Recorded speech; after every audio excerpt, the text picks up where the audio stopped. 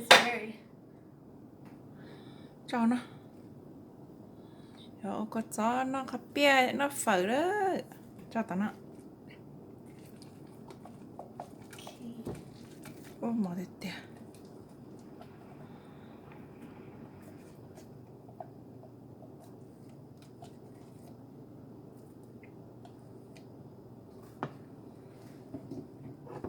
Ta có ý sao sao? Có cái chân nó phải kia thế, các tao cái mảng gai có chó tới rồi.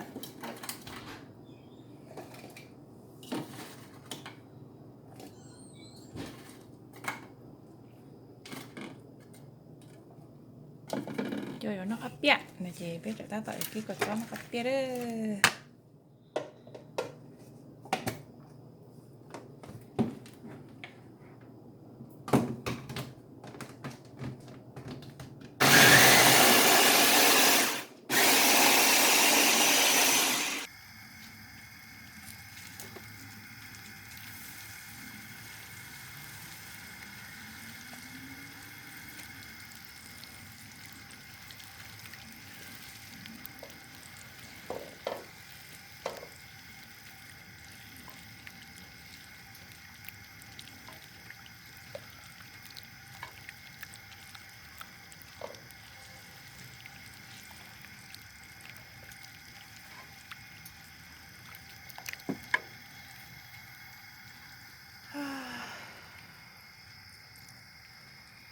Bỏ là chỉ cái bỏ xin chưa tới giờ thiếu bỏ lên leo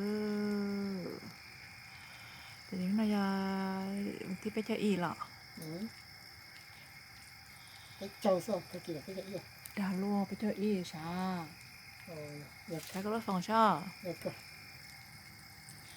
thế thì liên quan thì bây giờ ý ở phải có chua ha thì ai bỏ lên leo hành ô cho ai bỏ cho cả mà xin chơi trong cái cửa đi cái cá gì à thì nên thế nó chỉ tới đề tao nè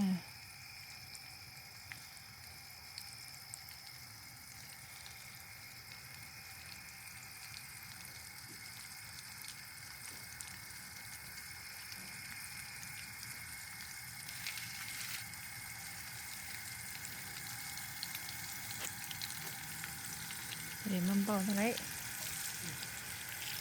cái nó khắp tiên này cho nó đi sống đủ này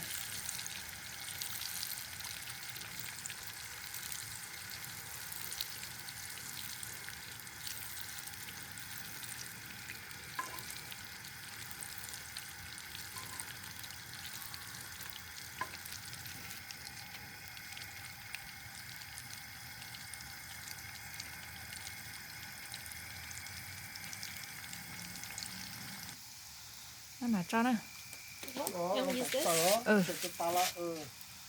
nó tay cả bên dưới tay lên tới trên bọn lên Có tới nó mà tập phở là tao dùng thế mà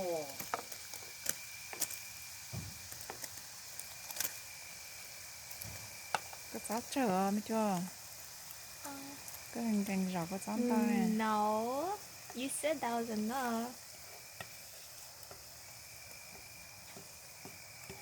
Cái con. đó đó tổ tè đó đó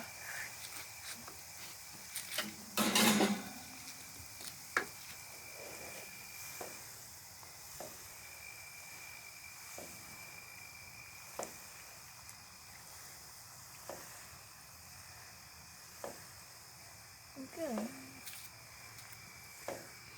đây có chó trẻ này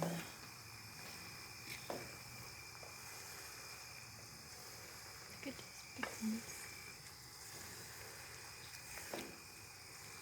sớm ở đây về đây lâu tại nó thì tay cả nó gió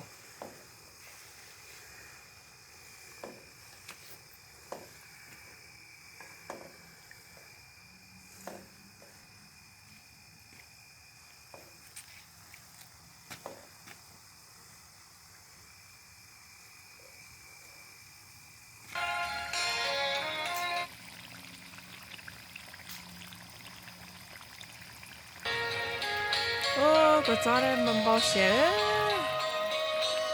cho nó lên trước này nè.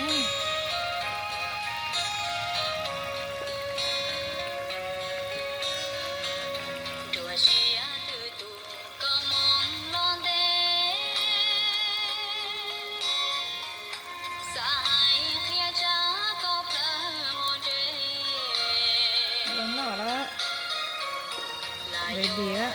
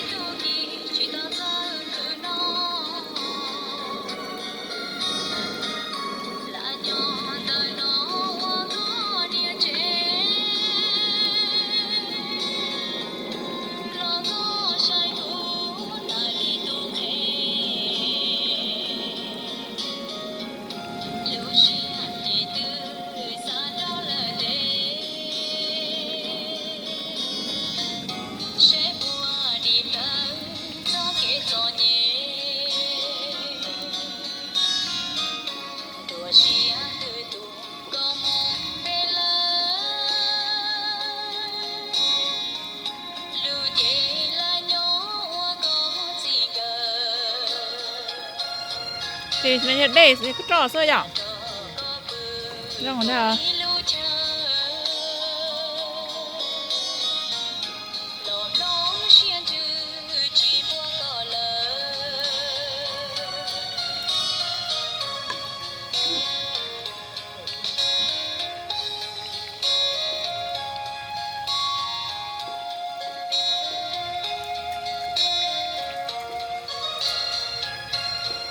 Cho khỏi trước rồi.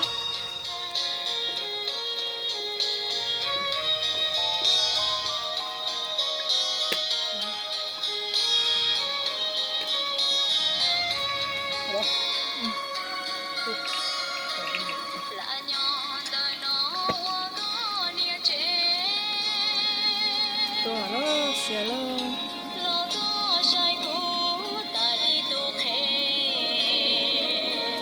Chụp ăn gì sơ. Mà nó có biểu, nó có tiếng nó phở.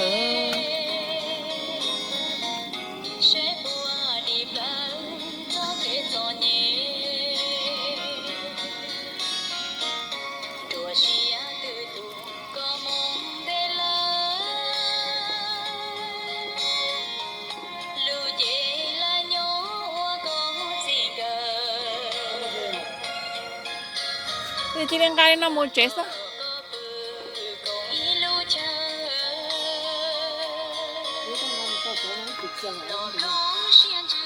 Wow, tôi sống tốt nào, tôi là nào. Cho cái lá bỏ ra kia làm đi không? Mà thì chúng ta lấy ở cuối rồi chả tư.